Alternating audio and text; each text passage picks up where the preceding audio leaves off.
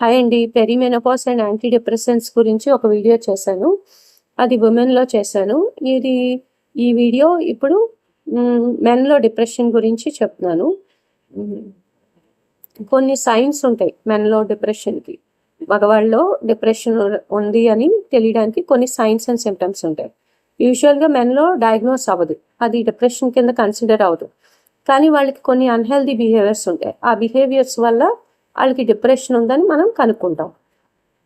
కానీ men don't want to admit అనమాట. Women express చేసినంత ఇదిగా మెన్ ఎక్స్ప్రెస్ చేయరు. They don't talk about their feelings. అప్పుడు మనకి డిప్రెషన్ ఉందని మెన్లో మనకి తెలియకపోవచ్చు. So they may live for 60 years or 70 years or 80 years. కానీ 80 ఇయర్స్ బతికే వాళ్ళు 60 ఇయర్స్లోనే చనిపోతుంటారు. ఎందుకు? వాళ్ళకి స్ట్రాంగ్ హిస్టరీ ఆఫ్ డిప్రెషన్ ఉంటుంది. అది ఇంట్లో వాళ్ళు ఎవరు కనుక్కోపోవడం వల్ల, బిజీ లైఫ్ స్టైల్ వల్ల, వర్క్ లైఫ్ బ్యాలెన్స్ మెయింటైన్ చేసుకోవడం వల్ల, స్ట్రెస్ వల్ల వాళ్ళకి ఏజింగ్ తగ్గిపోయి వాళ్ళు తొందరగా చనిపోతూ ఉంటారు. సో మనకి మెన్ అన్నాక మగవాళ్ళు జెండరు మేల్ జెండరు ఎంతవరకు డిప్రెషన్ ఉందో చూసుకోవాలి. Increased irritability and anger. Men ఎక్కువగా ఇరిటబుల్, అగ్రెసివ్గా, సమ్టైమ్స్ హాస్టైల్గా ఉంటారు. అండ్ వాళ్ళ వుడ్ బీస్తో కానీ, లేకపోతే వాళ్ళ వైఫ్స్తో కానీ, లేకపోతే వాళ్ళ స్పౌస్తో కానీ వాళ్ళు ఎక్కువ టైం స్పెండ్ చేయడానికి వాళ్ళు ఇష్టపడరు. అది స్టార్టింగ్ సైన్ ఆఫ్ డిప్రెషన్ అనమాట. ఎప్పుడు చూడండి వర్క్ చేస్తూ ఉంటారు. కొంతమంది వర్క్ చేసుకున్నా వాళ్ళు వర్క్ లైఫ్ బ్యాలెన్స్ని మెయింటైన్ చేసుకుంటారు. కానీ వర్క్ లైఫ్ బ్యాలెన్స్ మెయింటైన్ చేసుకున్నా కూడా డిప్రెషన్ ఉంటుంది. ఆ డిప్రెషన్ ఎలా వస్తుంది అంటే థాట్స్, ఐడియాస్, నిద్రపోయేటప్పుడు డల్గా ఉండడం, లేకపోతే 100% వర్క్ చేయగలిగిన వాళ్ళు 70% వర్క్ చేస్తారు. ఎందుకు? ఈ డిప్రెషన్ వల్ల. Physical aches and pains. Depression ఉన్న వాళ్ళకి సడన్గా హెడేక్స్ వస్తాయి, బ్యాక్ పెయిన్స్ వస్తాయి, జాయింట్ పెయిన్స్ వస్తాయి, డైజెస్టివ్ ప్రాబ్లమ్స్ వస్తాయి, అన్ఎక్స్ప్లెయిన్ డిస్కంఫర్ట్స్ ఉంటాయి. సో ఈ ఫిజికల్ సిమ్టమ్స్ ఏమైనా ఉంటే అవి కూడా డిప్రెషన్ వల్ల రావచ్చు. వేరే మస్కులోస్కెలిటల్ కంప్లైంట్స్ ఉండొచ్చు, వేరే డిసార్డర్స్ ఉండొచ్చు జాయింట్ ఎక్స్కి. కానీ one of the cause maybe depression. Fatigue వస్తుంది కొంతమందికి, ఏ పని చేయలేరు కొంతమంది మెన్. Sleep disturbances. స్లీప్ హైజీన్ని మెయింటైన్ చేయరు.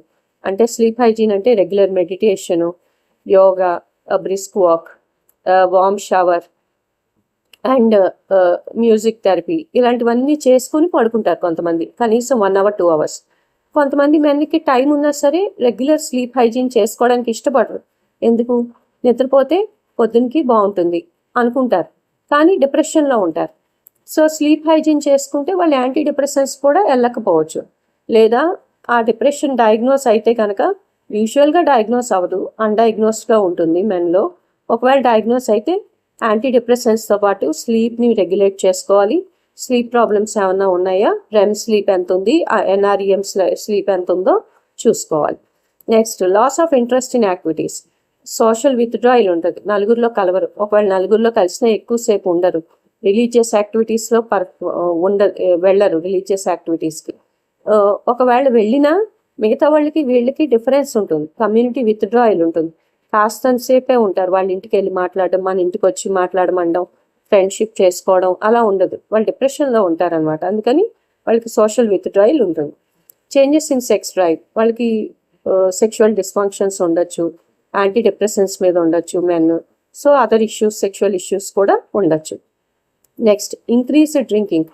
యూజువల్గా డిప్రెషన్లో ఉన్న మెన్ ఎక్కువ ఆల్కహాల్ తీసేసుకుంటూ ఉంటారు. వాళ్ళకి తెలియదు ఆల్కహాల్ అంటే ఇష్టం అండి అందుకని ఎక్కువ తాగుతున్నాను అంటారు.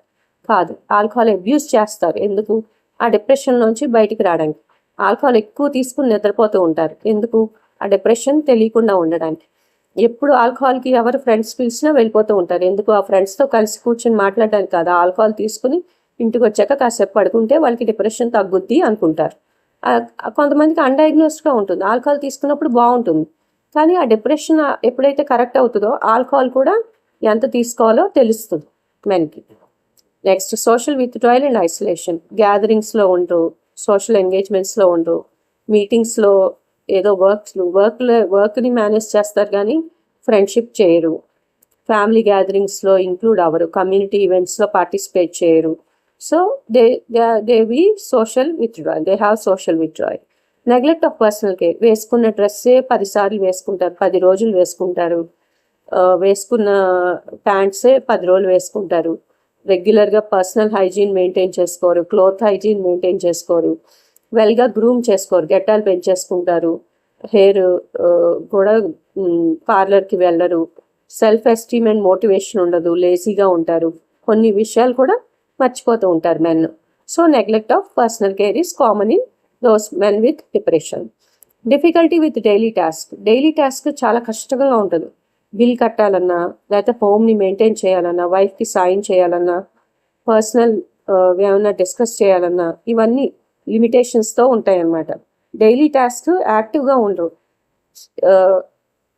అన్ఎప్రెసివ్గా ఉంటారు, అంటే యాక్టివ్గా ఉండరు, ఇన్యాక్టివ్గా ఉంటారు, మెల్లిగా చేసుకుంటూ ఉంటారు డిప్రెషన్లో ఉన్నవాళ్ళు. How to help someone with depression.